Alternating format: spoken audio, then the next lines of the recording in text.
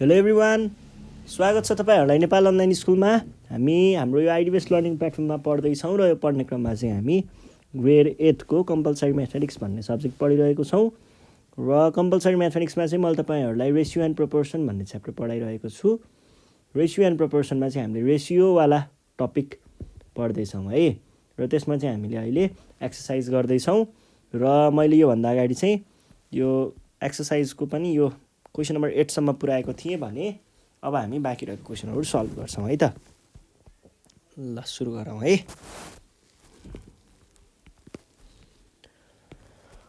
एटको हामी ई नम्बरमा छौँ है। एटको ईमा के भनेको छ क्वेसनले भन्दाखेरि 340 people participated in a conference. एउटा कन्फरेन्समा के भयो रहेछ 340 जना चाहिँ मान्छेहरू आएका रहेछन्। The ratio of ladies and gentlemen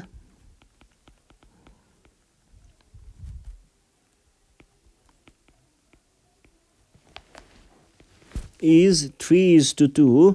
Find the number of ladies and gentlemen in the conference. Find the number of ladies and gentlemen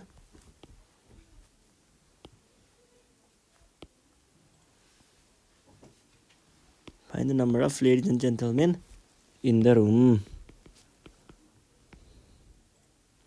त्यो रुममा भएको लेडिज र जेन्टलमेनको नम्बरहरू कति कति छ पत्ता लगाउनुहोस् भनेर भनेको छ। अब यहाँनिर त्यस्तो खासै ठुलो कुरा केही छैन है। यहाँनिर टोटल नम्बर अफ पिपल दिएको छ, हामीलाई रेसियो दिएको छ। कमन मल्टिपल सपोज गर्ने, कमन मल्टिपलबाट हामीले के निकाल्न सक्छौँ, नम्बरहरू निकाल्न सक्छौँ। ल पहिला सुरुमा कमन मल्टिपल चाहिँ सपोज गर्नुहोस् त। मैले कमन मल्टिपल एक्स भनेर भने रे।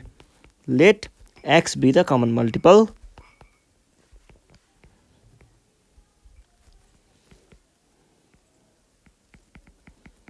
यदि एक्स कमन मल्टिपल भयो भने नम्बर अफ जेन्टलमेन भनेको कति हुने भयो, पहिला लेडिज। नम्बर अफ लेडिज भनेको यहाँ हेर्नुहोस् है, अगाडि लेडिज दिएको छ, त्यही भएर रेसियोको अगाडिको भाग पनि लेडिजको नै हुनुपर्छ। अनि नम्बर अफ जेन्टलमेन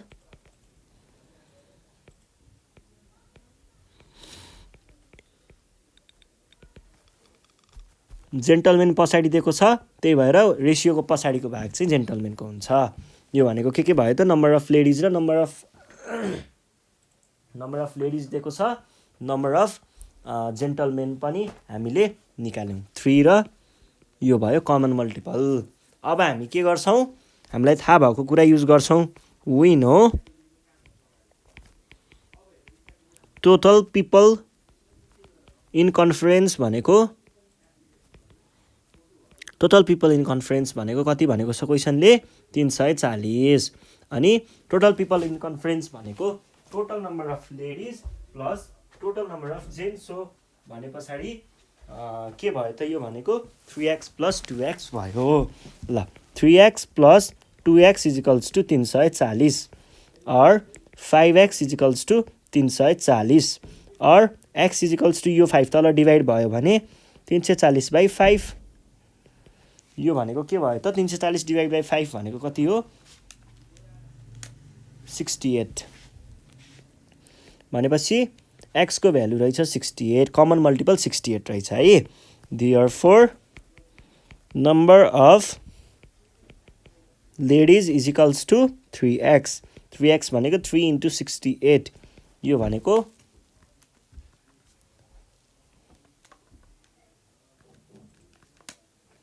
204 है।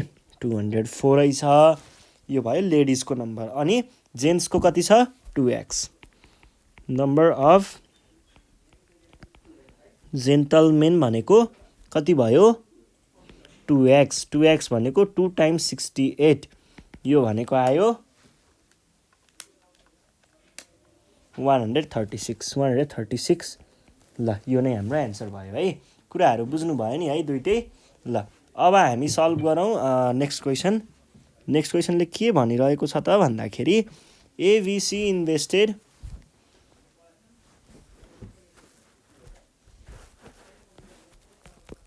A, B and C invested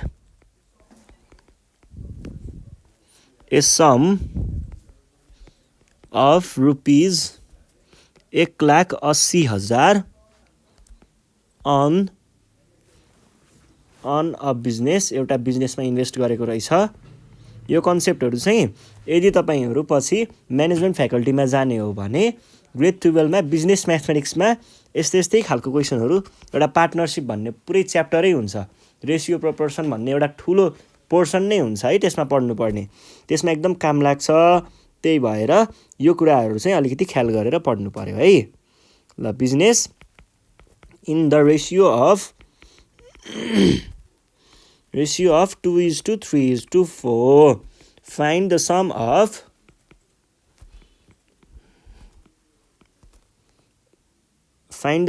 invested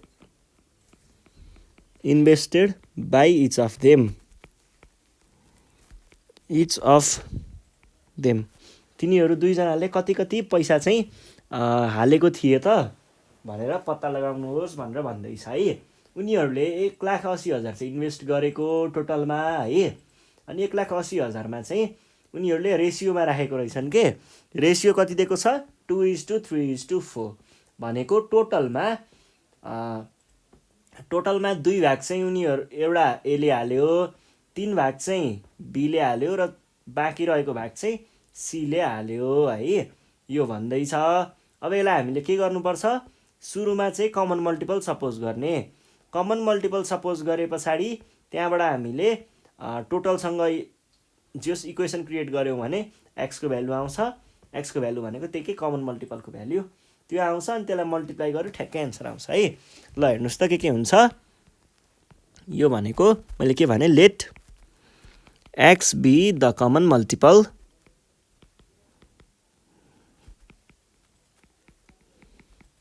of, common multiple मात्रै भनौँ, let x be the common multiple. यस्तो भयो भनेदेखि के भन्न पाइयो त, देन ए इन्भेस्टेड, ए को लागि के छ एबिसी, ए को लागि ए भनेको फर्स्टमा दिएको छ भनेपछि ए को लागि भयो 2, ए इन्भेस्टेड 2x। बी सेकेन्डमा भनेपछि बी को लागि भयो 3, बी इन्भेस्टेड 3x। अनि सी भनेको लास्टमा छ, सी को लागि लास्टको सी इन्भेस्टेड 4x। ल अब हामीलाई के थाहा छ त, यिनीहरूले टोटल इन्भेस्टमेन्ट, यिनीहरूको वी नो यिनीहरूको टोटल इन्भेस्टमेन्ट भनेको कति हो, यिनीहरूको टोटल इन्भेस्टमेन्ट भनेको 2:3:4 भनेको 2x plus 3x plus 4x भनेको त्यो रेसियो भयो 2:3:4 र यिनीहरूको टोटल इन्भेस्टमेन्ट भनेको चाहिँ 180। यो भनेको के भयो 2:3:4 भनेको 9x इजिकल्स टु 180 1 2 3। और यो 9 चाहिँ तल डिभाइड हुन गयो भने x भनेको 180 1 2 3 बाई 9, यो भनेको कति 20,000 हो, 20,000 भयो। Therefore x equals to 20,000।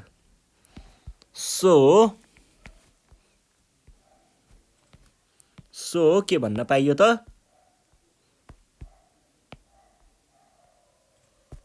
So A invested कति, एले 2x भनेको कति भयो 2 टाइम्स 20 भनेको 40, अनि 3x भनेको 3 टाइम्स 20 यो भनेको 60 र 4 भनेको 4 टाइम्स 20 भनेको कति भयो 80।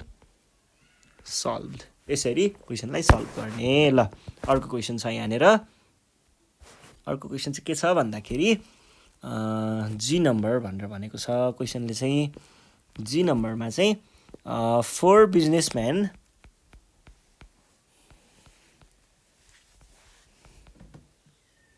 Four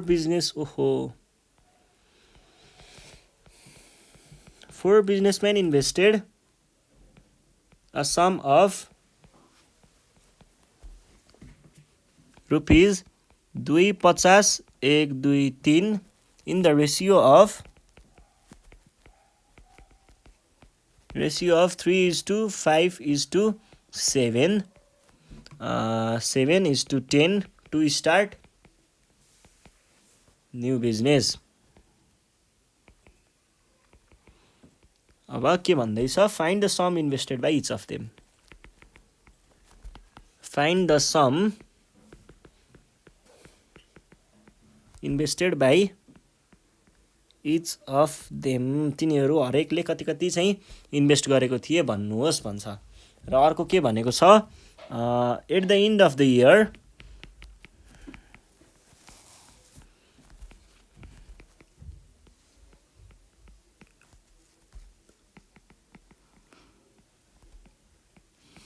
if they gained rupees 50,000 divide the profit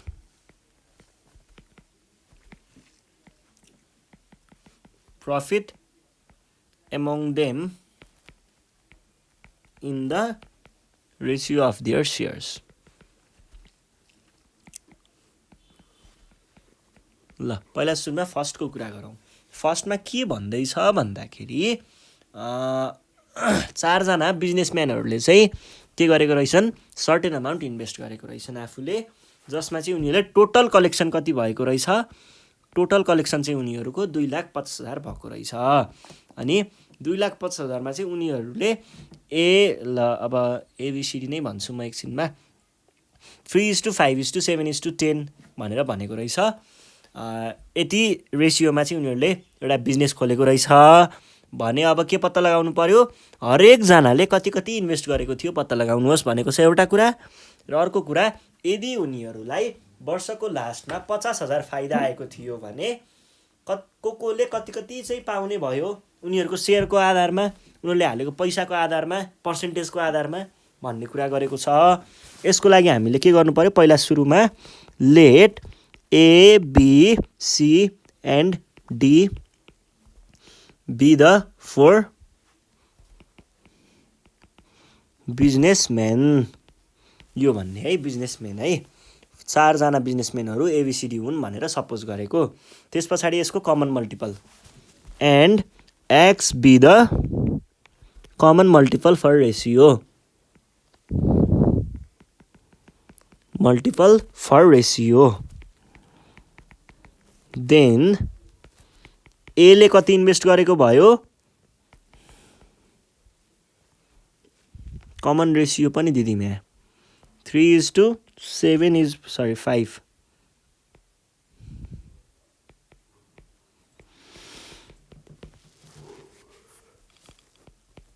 then A invested, एले कति इन्भेस्ट गरेको रहेछ, ए इन्भेस्टेड 3x, किनकि 3 भनेको यसको अंश र x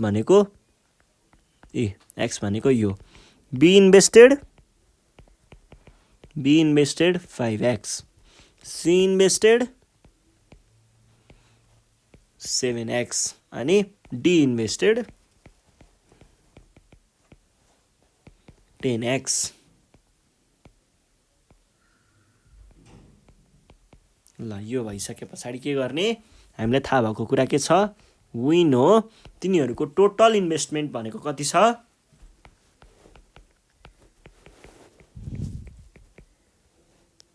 टोटल इन्भेस्टमेन्ट भनेको छ 50,000 हो। 2,50,000 यो भयो। अनि यो भनेको और 3x + 5x + 7x + 10x equals two 2,50,000 1 2 3 और 3 7 10 10x + 5x + 10x equals two 250 1 2 3 और 25x इक्वल्स टू 25 1 यो भयो। और x भनेको 25 लाई डिभाइड हुन पठायो भने के हुन्छ, x को भ्याल्यु हुन्छ 25 1 2 3 4 बाई 25। यो 25 कतिले 1 1 2 3 4 ले। Therefore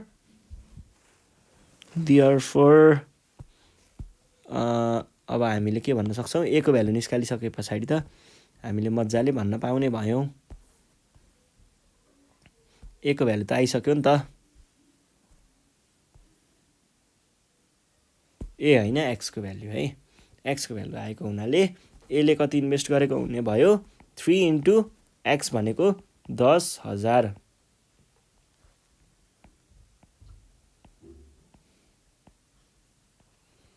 र 5 इन्टु 10,000 र 7 इन्टु 10,000 र 10 इन्टु 10,000। यो भनेको कति कति भयो त, यो भनेको 3 इन्टु 30,000 भयो यो भनेको। त्यसै गरी यो भनेको 50,000, यो भनेको 70,000 र यो भनेको 10,1 लाख। ल ठिक छ है, यो पनि भइहाल्यो। अब हामीलाई के भनेको छ यहाँनिर, अब हामीलाई सोधेको भनेको प्रफिट दिएको छ। प्रफिट चाहिँ उनीहरूले कति कति पाउँछन् होला भनेको छ, टोटल प्रफिट दिएको छ। प्रफिटको अमाउन्ट पत्ता लगाउनु पर्ने छ। यहाँ पनि हामीले त्यसै नै कमन मल्टिपल चाहिँ सपोज गर्छौँ अनि त्यसबाट चाहिँ हामीले प्रफिटको भ्यालु पत्ता लगाउन सकिन्छ है त। एक्स भन्ने भेरिएबल माथि नै युज भइसकेको हुनाले मैले let y be the common multiple भने।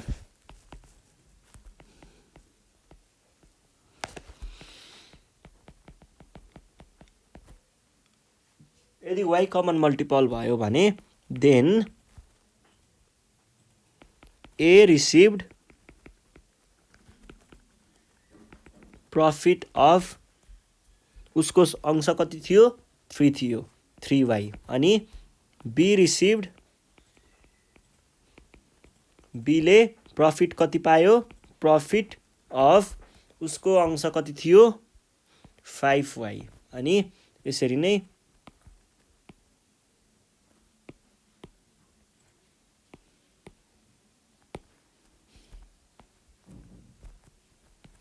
C D. ल यिनीहरूले कति कति पाए, 7y र 10y।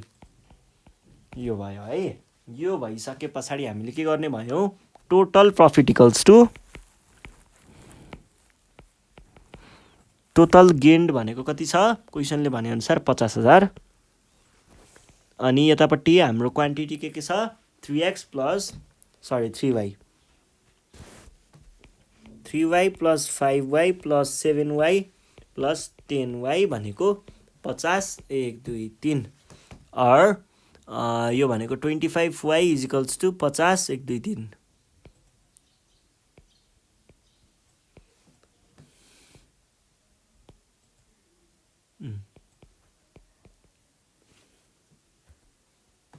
यो भनेको के भयो त, x भनेको भयो 50, 1 2 3 बाई 25 कति भयो, 2। यो भनेको भयो 50, 25 दुना 2, 1 2 3, 2000 रहेछ। अनि therefore अब हामीले के भन्न सक्छौँ भन्दाखेरि अब चाहिँ यो लेख्न सकिन्छ,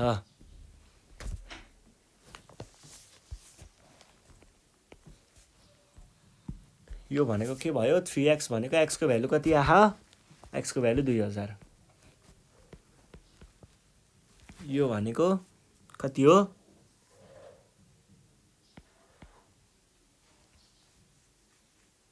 अनि 5 भनेको 5 इन्टु 20,000, सरी 2000।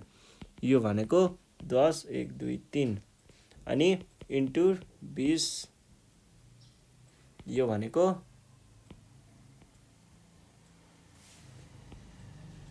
यो भनेको 7 टाइम्स 26 भनेर, सरी 7 टाइम्स 2000 भनेको त 14 र यो भनेको चाहिँ 100 टाइम्स 2 भनेको 20 र यो नै हाम्रो एन्सर हो है त। ल सकियो, आज हामी यति नै गर्छौँ। योभन्दा नेक्स्ट सिरिजमा बाँकी रहेका प्रब्लमहरू लिएर आउनेछौँ।